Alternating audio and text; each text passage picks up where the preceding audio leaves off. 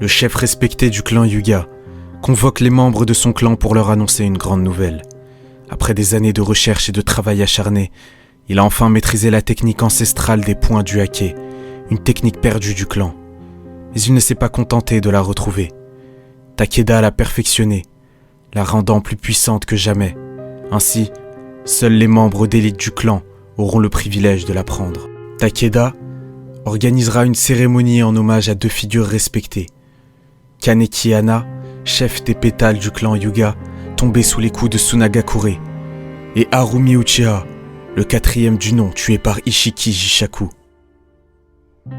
Après cette cérémonie solennelle, Takeda amènera également la cérémonie de promotion et la cérémonie du feu, honorant ainsi le sacrifice des deux héros.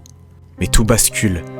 Alors que Takeda pensait en avoir fini de perdre ses proches, il apprend que Tayuki, un membre précieux du clan Hyuga, a été capturé par Kuzume, un redoutable ennemi. Takeda, furieux, se rend avec ses ninjas pour négocier la libération de Tayuki, offrant en échange le corps d'Ishiki Jishaku. Mais Kuzume refuse et exécute froidement Tayuki. Le meurtre brutal déclenche immédiatement une violente bataille entre les ninjas de Konoha et ceux de Kuzume. Mais ce dernier réussit à s'échapper. Alors que Takeda est en pleine rage, une nouvelle menace se profile. L'Otogane, une organisation secrète. Takeda rencontre son chef après qu'un de leurs membres est traître du village de Konoha, Uruma Senju, ait mutilé un ninja du village. Takeda se confronte à l'arrogance de leur chef qui lui impose ses propres règles. Takeda refuse et défie l'Otogane, déclenchant ainsi une guerre ouverte entre Konohagakure et cette organisation. Il affirme que Konoha ne se soumettra jamais à une organisation criminelle. Plus tard, Sei informera Takeda que Yoru déconseille au shogun de le prendre comme élève. Il lui révélera aussi qu'un marché a été conclu. Si Yoru réussit à récupérer les épées de la brume, Sei ne deviendra pas l'élève du shogun. Takeda décide alors de voir le shogun en personne pour lui exposer la situation et la guerre imminente contre l'Otogane. Le shogun lui répond qu'étant sur son territoire, il aurait dû demander une autorisation pour agir de la sorte. Takeda réplique qu'il ne pouvait laisser passer une telle offense. Finalement, le shogun promet d'interroger l'Otogane et de résoudre ce conflit, tout en avertissant Takeda que des conséquences suivront s'il ment.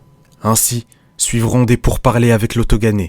Son émir Raimei ainsi que deux lieutenants de l'Otogane justifient la brutalité de leur loi. Takeda répond qu'aucun ninja de Konoha ne doit se cacher dans leur organisation et que l'Otogane a franchi la limite en mutilant l'un de ses ninjas. Il leur donne alors un ultimatum. Ils doivent livrer tous les traîtres de Konoha.